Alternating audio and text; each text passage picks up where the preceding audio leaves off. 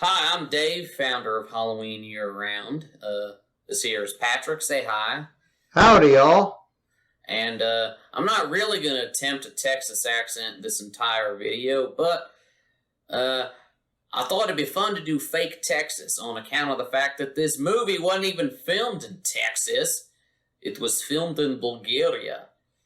You believe that? The last two Texas Chainsaw movies have been filmed in Bulgaria. Sad but true. It's cheaper, I guess. So, we are here for the weekly Dead Talk. Of course, talk about the highly anticipated new Texas Chainsaw Massacre movie on Netflix. It's getting a lot of buzz. It's inspiring some very strong opinions. Two of which are our opinions. Yes, sir. So we will get into that. But first, as always on the Dead Talk, I want to talk a little about horror news. First up, some very sad news, Patrick. Oh, yes, indeed. It is very sad to hear about the passing of Ivan Reichman at the age of 75. I mean, we love him for Ghostbusters, on this of course. channel. But absolutely. Way more than just that. Absolutely. He, I think, what did he do? Kindergarten Cop, Twins. Yes. I read Arnold Schwarzenegger's statement, basically thanking him for, giving him a chance to do comedy. And I know we talked a little bit about this earlier this week. It was particularly touching that he got to be part of Ghostbusters Afterlife. Yes, absolutely. He's the one who stood in for Egon. Yes. And not just that, he got to see it come out. He got to see how much the fans loved it. Absolutely. It was truly beautiful, and especially his son, Jason Reichman, providing a very heartfelt, thank you to his father. And it just brings tears to your eyes like that. And McKenna Grace's mention of him on her Instagram. I read that. It was truly beautiful, professional, and just really shows how high class she is as a young up-and-coming actress. I was genuinely impressed. And, and it's just it was just wonderful to see Ivan Reichman getting that kind of love and recognition after all these years and seeing, the continuation of Ghostbusters and to feel that love from the fans. And I think that was just truly beautiful. So, God bless him. He got one last hurrah, and he died knowing that, and I'm glad that he knew that. Yes. Indeed. And speaking of directors, untimely passing, we also lost Alfred Soul, who is a name you may not know, but you may be more familiar with the famous movie he directed, Alice, Sweet Alice, a really underrated 70s gem. That was a time when, horror filmmaking and filmmaking in general was just getting really experimental. And it's a cool, weird, surreal little movie. It stars a very young Brooke Shields.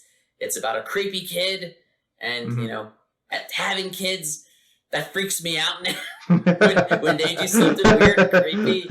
So definitely, if you haven't seen that movie, check out Alice, Sweet Alice. Indeed. On a more positive note, we have an answer for Stranger Things. Yes! We know not only are we getting season 4 in 2 volumes, the first of which is coming out on May 27th, second of which on July 1st. I'm legitimately thinking of taking off from work both of those days just to watch it. I'm really thinking about it. And then Netflix also announced that after that, it will lead up to a 5th and final season. So how do we see that show ending? It's a really good question. I mean, I'm a big fan of Stranger Things myself. I've seen all 3 seasons. It's been an incredible journey, especially leading up to the end of the last episode for season 3. I was just on the edge of my seat, like how could they top that? I mean, that's the hardest part, especially with the cast really growing up now. Where I think they might be able to really kind of start pushing the envelope a little harder, which I hope they do. I mean, to really start to challenge these young actors. Finn Wolfhard, and just I want to see where they're going to go with this. I want to see how much further they can go. I mean, I know why. You know why they have to end it now, and they can't go on too long, right? Yeah. Because they can't go into the 90s. The show's got to end before the 90s begin, and if you let it go too long, it won't be the same show. It'll be... We can't see Hawkins in 1990. We've got to end it. I mean, I know the last one was, 85, so we're getting there. Yeah. I mean, especially like when they talked about New Coke, I'm like, wow, that brings me back. Yeah. And then I think you had a couple of awesome Blu-ray releases you wanted to tell us about. Yes, I do. So let me get right down to it. So I got my notes right here. All right. So first up, it's The Hour of the Wolf with the Howling, now available on Blu-ray and 4K. So really excited for that. Excellent werewolf movie. We got Deadly Games from Arrow Films coming on February the 22nd. Is that the home invasion one? Yes, I believe that. That's a yes, good one. Yes, That's a good one. Yes, that's the one.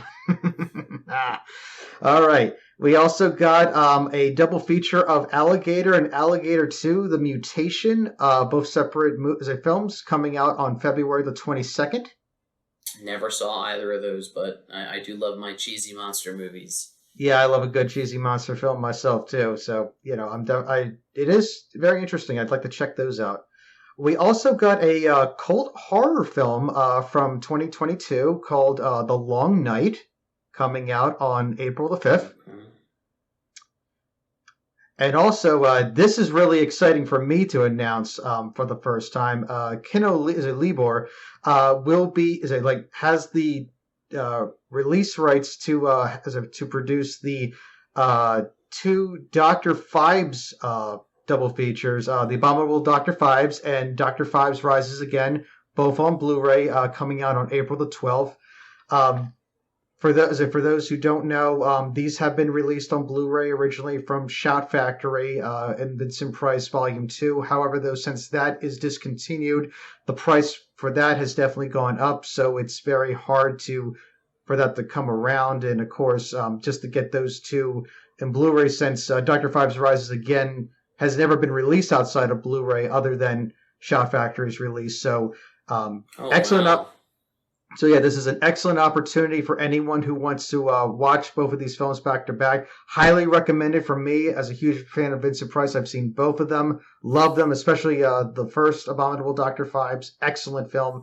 And Dr. Phibes Rises Again, it is also very well done too. It's a bit different as they go to Egypt, but it does fit very much in the theme, as a theme of the Egyptian plagues, as well as death and resurrection and reincarnation, which is very much as the Dr. Phibes films are very much like art house horror. I've always considered it that way, especially with the way the deaths are portrayed, the way Vincent Price orchestrates everything.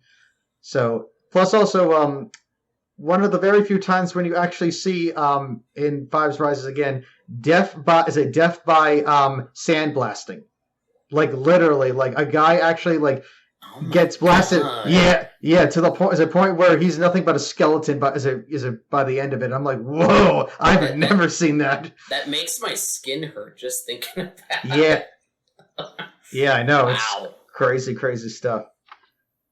So, definitely a check on that. Definitely a buy on that one for sure. We also got New Year's Evil ringing in the new year on April 12th. It's not at all near New Year's, but I'll take it. That's a great little New Year's slasher. We did it for one of our watch parties on Twitter. I think just this past New Year's we watched that one. Oh, very good. Awesome. Very cool. We also got VHS 94 coming out on April the 19th. That movie is amazing. It came out, it was released directly to Shudder. If you haven't seen it, watch it, and Hail Ratma. Nice. We also got Happy Death Day on 4K and Blu-ray, and its sequel coming out both on April the 26th. Both awesome movies. Way better than they should have been.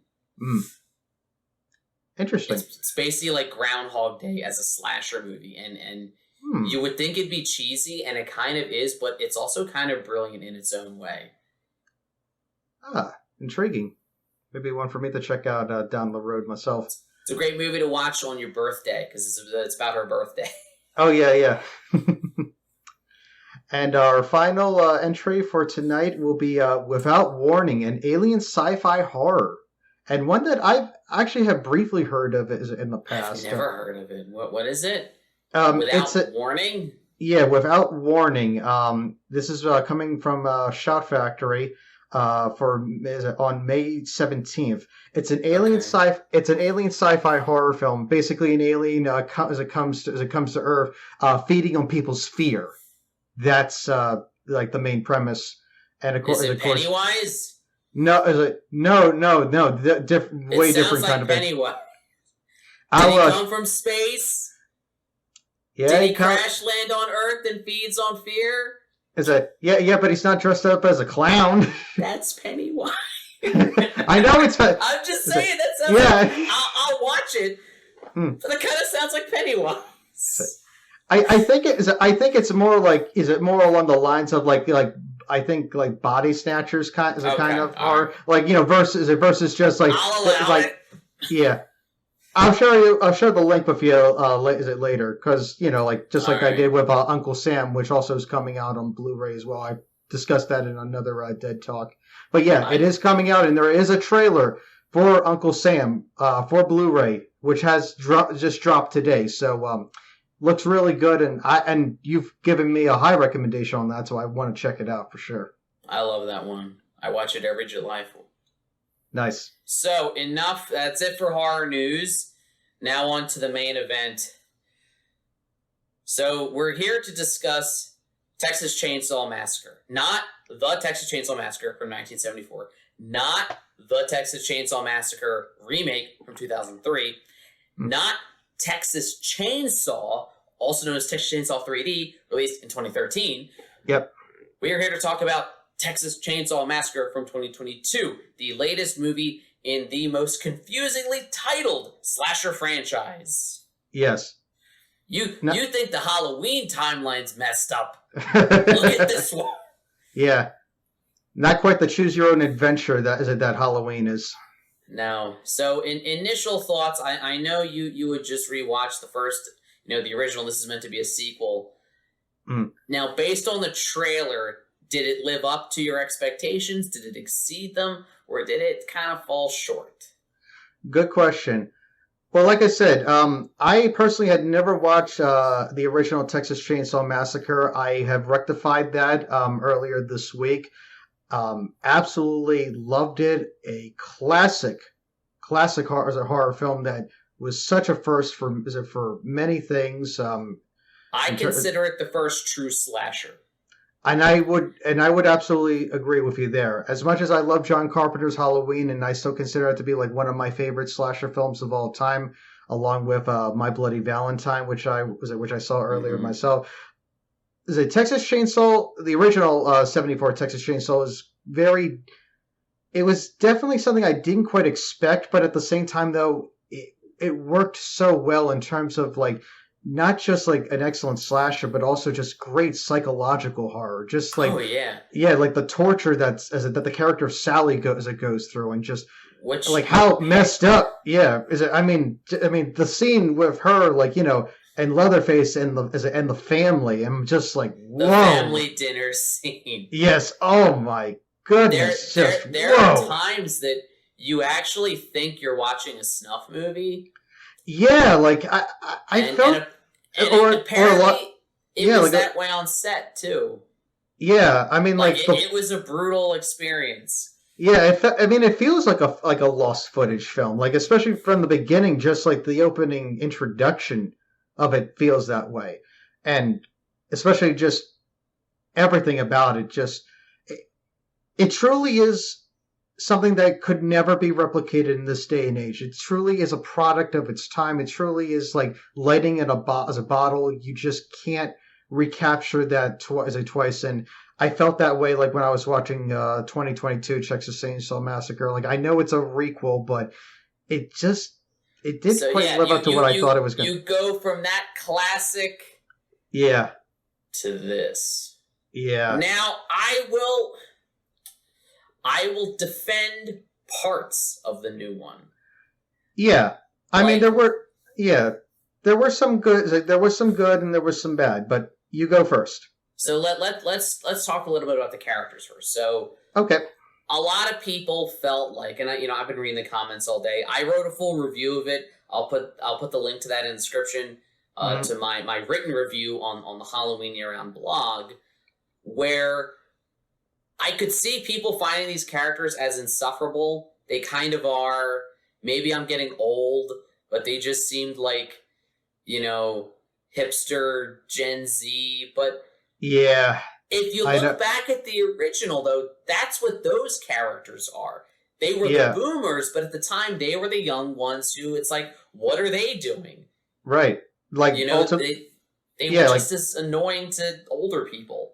Right, because they represented the counterculture of the 60s and 70s, which, of course, the awesome Joe Bob Briggs happened to discuss and lengthen his review of Texas Chainsaw, like on the Last Drive-In, which I have to say, if you ever wanted a full masterclass of every single behind-the-scenes detail of the Texas Chainsaw Massacre of 1974, just watch that episode from the Last Drive-In with Joe Bob Briggs. I learned a lot after watching it, to the point where I really appreciated it even more as a result of that. So he basically has a PhD in that original movie.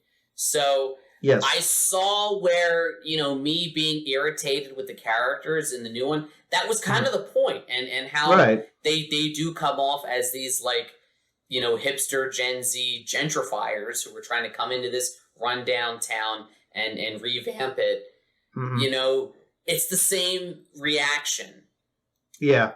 And I liked that it doesn't, like, the movie shows you that they're kind of, they drive that poor old woman out of her home, and then he's like, oh, wait, I don't have the deed. Okay, so you're just a terrible person. And the movie acknowledges, he's kind of an asshole. Yeah, I'm glad they did that too, because sometimes certain movies, especially nowadays, like, don't acknowledge the fact that when a character is wrong, like, they fully admit it themselves, and yet, this movie actually did, and I did appreciate that a lot, which was I'm glad they did. Now that said, I liked so the setup, cool setup. Where it starts to lose me is, number one, none of these characters seemed like they were an actual group of friends. They didn't really have that sense of realism that the original had. Right, exactly. And the character that really lets me down is Sally. Yeah, I agree, build sadly. it up as this big return. Oh, by the way, major spoilers. She doesn't really show up to the last 30 minutes? Well, I did check when I was watching it myself, when I would pause it periodically. You timed it? Well, kind of, because I was having some internet issues earlier, so kind of had to go back and forth between my regular computer and then, of course, then on my TV. So okay, when I was pausing it at the 30-minute mark, then I'm like, oh, now we actually see Sally. She's cleaning a fresh deer kill. Then she gets the call from the ranger station, and then she's just goes off and does her thing. We see her then, but what I mean is she doesn't come into the action until the action part, end. And that's it felt like the movie wanted to take set. First of all, they definitely watched Halloween 2018 and were like, let's do that for Sally. But then they didn't do their homework with it. Yeah, you're right. And actually, I mean, there's always that one thing about, certain about the whole, writers in Hollywood just gather together, at a party, and they'd happen just to talk about certain ideas, and then they kind of I guess copy off of each other as a homework. I do agree with you. I think this is exactly what happened here. It's just this version wasn't as solid as, as Halloween 2018. So yeah. And I had my issues with that movie, but at least that movie I bought Laurie Strode as this character because it developed her. Yes, absolutely. In this one, what is Sally but just a tool for she just shows up and then she doesn't even last that long against the chainsaw.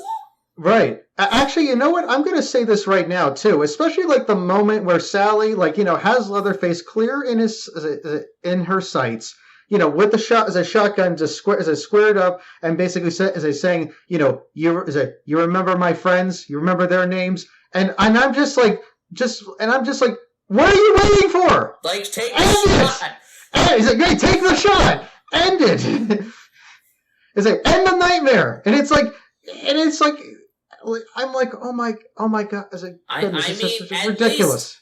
At least Dr. Loomis shot Michael 6 times. Right, yeah, he didn't hesitate. He shot him 6 times. Sally's like, hang on, I gotta get my monologue out before I pull the trigger. Shoot him and monologue the corpse. Right. That's our motto here. Shoot. Let's not say that. let's not. Well, this is the quote unquote the Texas Chainsaw Massacre, if you know what I mean. So, apparently it's the Bulgaria Chainsaw Massacre. Yeah. Now, if you ask me, the way Richter handled it, much better. Actually, I think of all the characters, he was actually my personal favorite. That guy just knew what he wanted. Confronted the kids, when they didn't produce the deed. But he also knew. But you know what? Even as gruff as he was, at times, and as much and as tough as he was, he also was still sympathetic, especially to God, I'm trying to remember the one actress, the one who survived the school shooting, and just hearing her story, which I really felt that was very underdeveloped. So and it really wasn't Elsie Fisher, the one from the 8th grade. Yeah. She's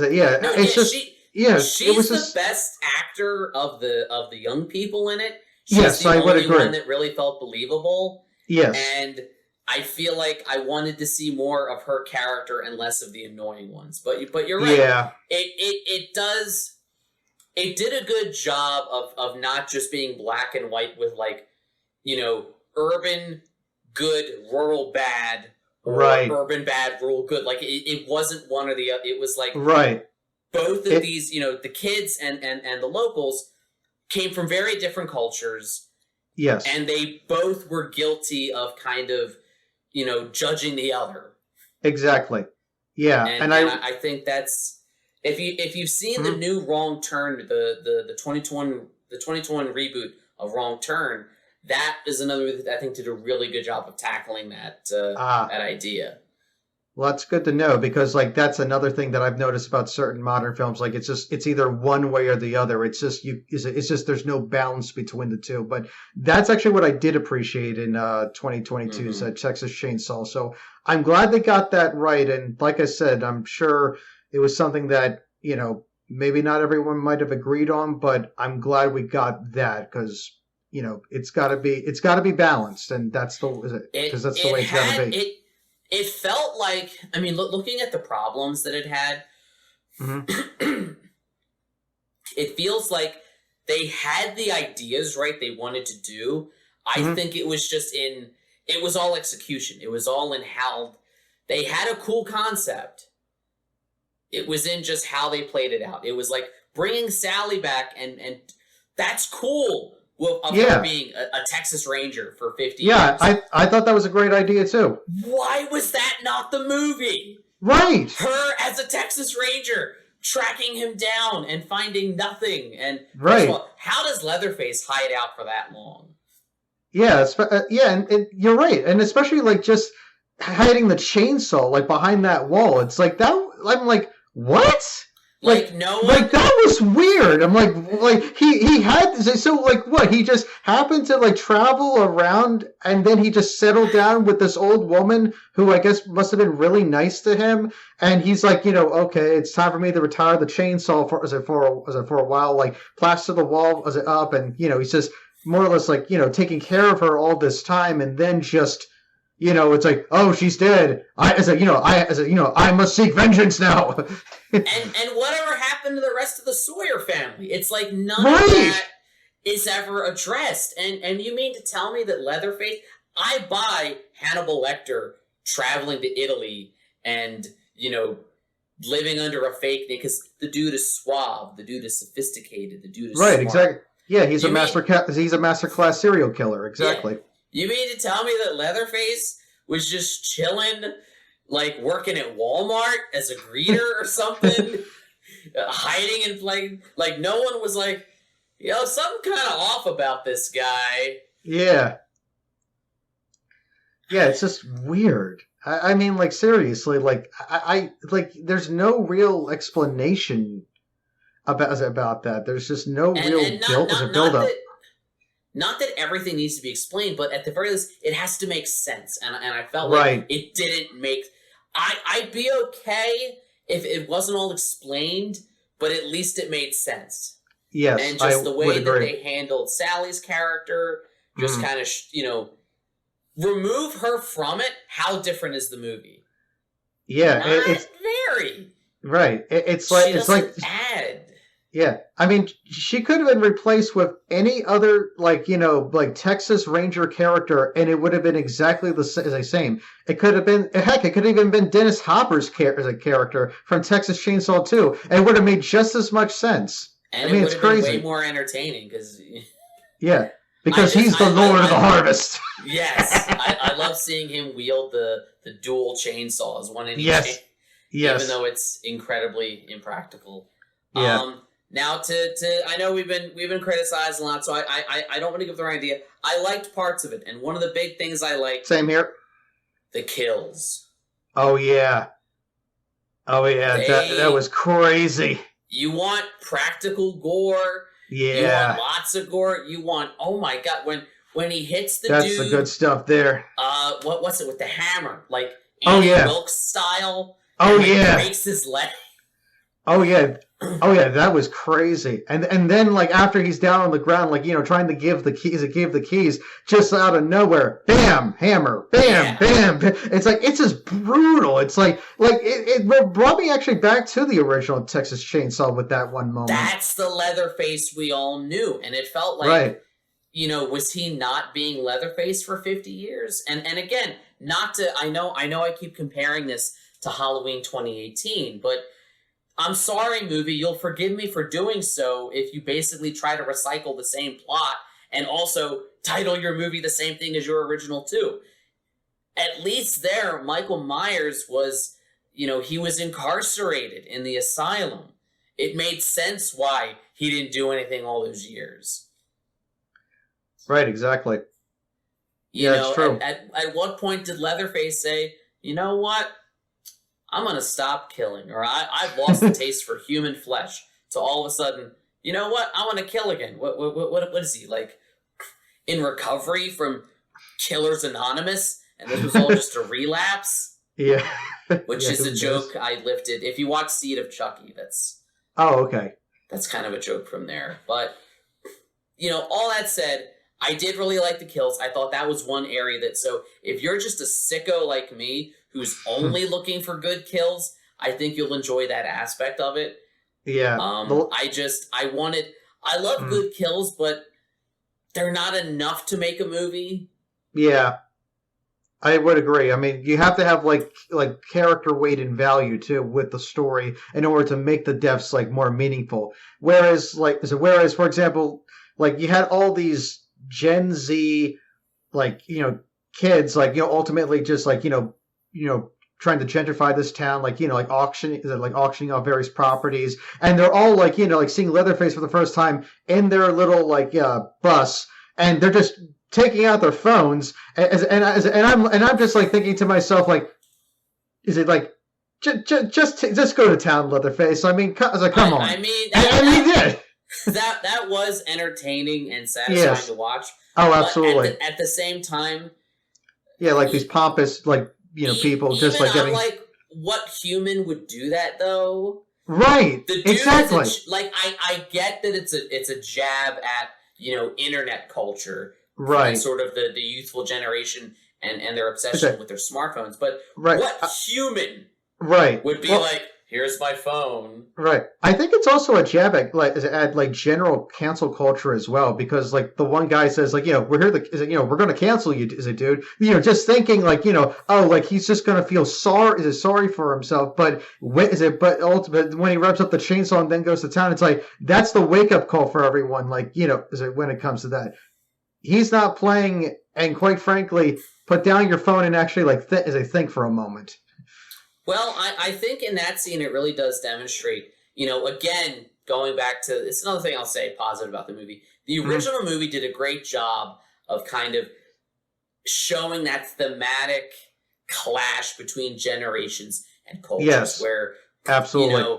The hitchhiker at the beginning talks about, that machine is terrible because it puts a lot of butchers and farmers out of business, and how industry America industrialized, and it did kind of it destroyed the old agrarian society. And here you have Leatherface of that old world, up against this new culture, right? So I thought that did they had their fun with jokes, and I don't know that I've ever heard anyone say try anything you can't. Like it did feel like it was a middle-aged screenwriter trying to write what he thought a Gen Z person would sound like, right? Not getting it 100% accurately. Yeah, I could definitely see where you're coming from, or just the general, like the person who's writing it is just like, I'm just sick of like all this meme culture and cancel culture and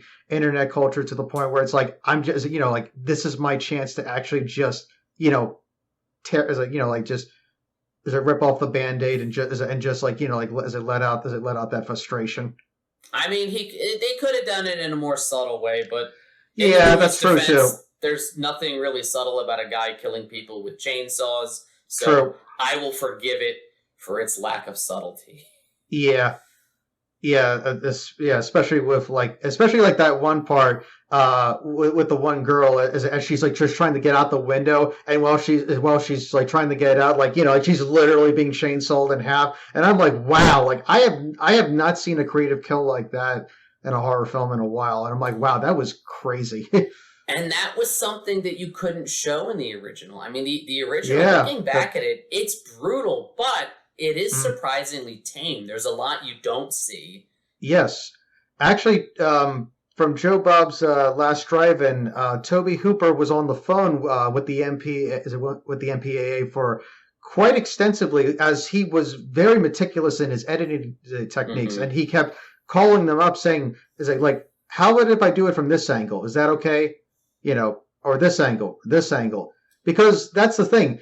There was no penetration of the hook in the one actress's back. They never showed that. You see it. Right, exactly. It's that like sleight of hand.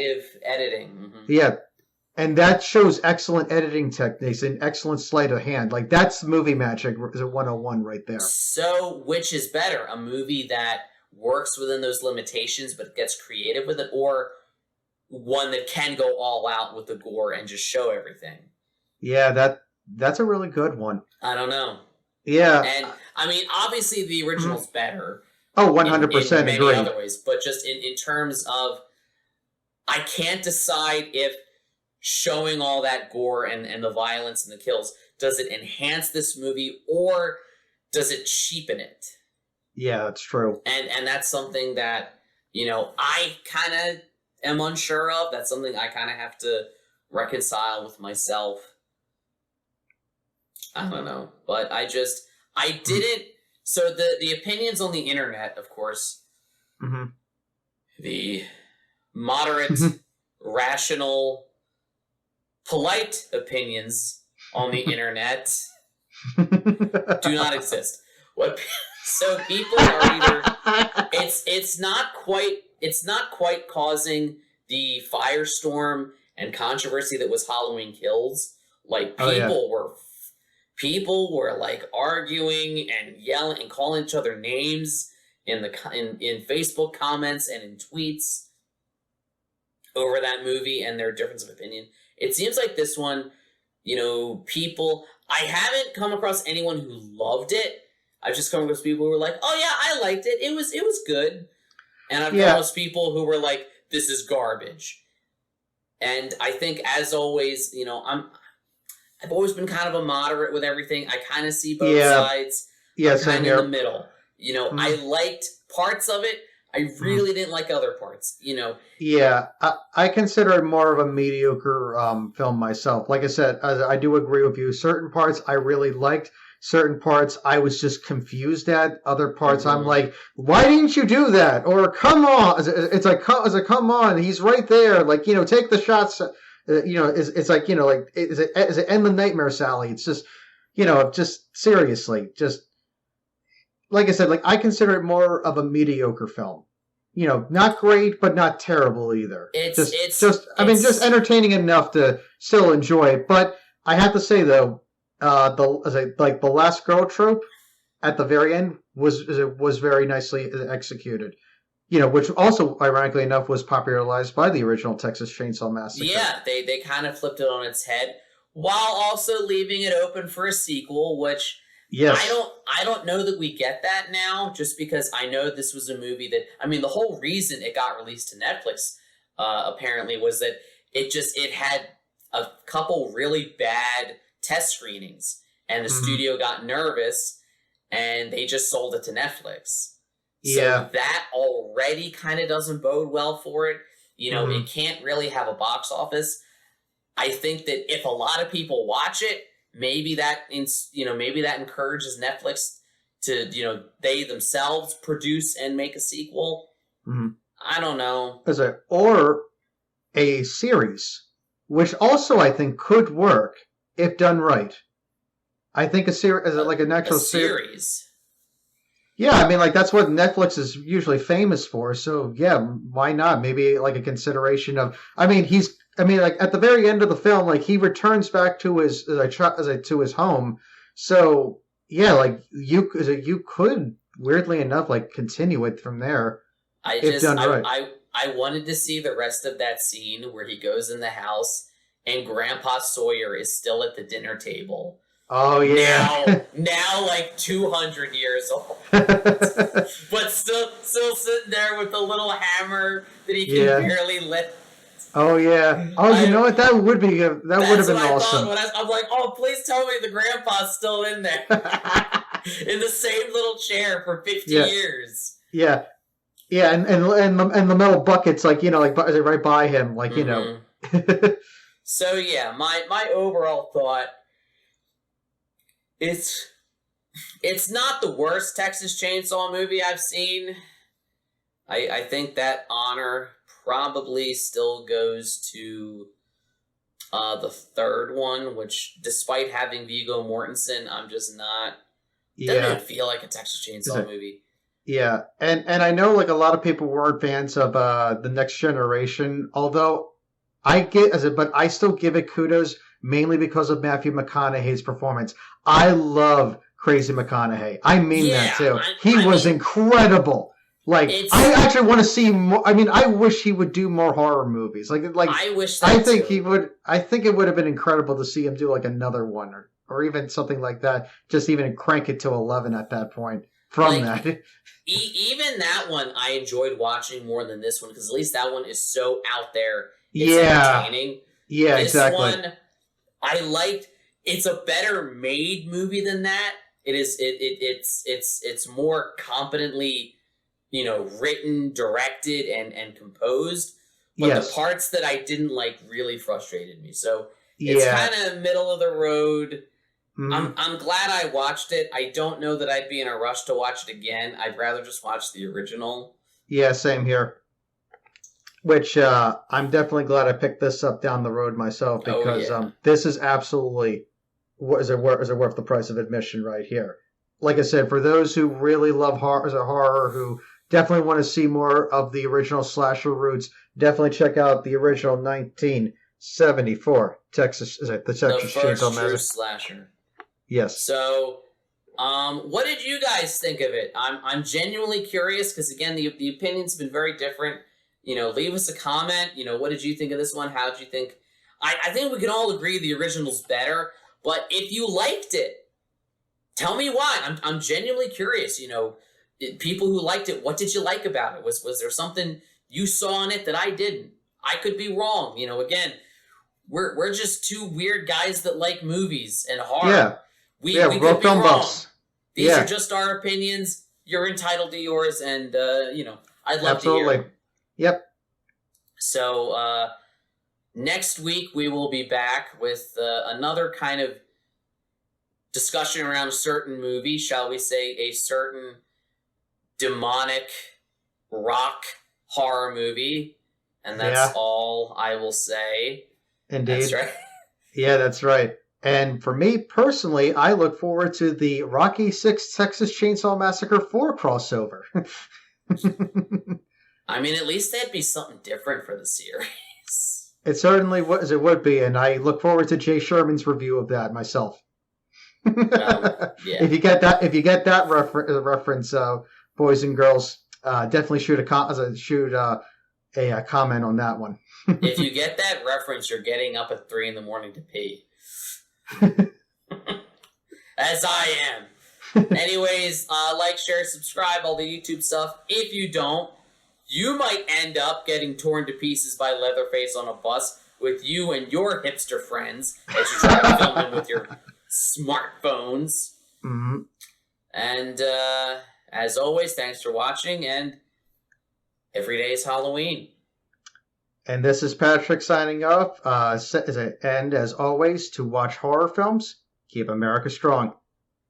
And Texas strong. Oh, I'm sorry. I mean Bulgaria.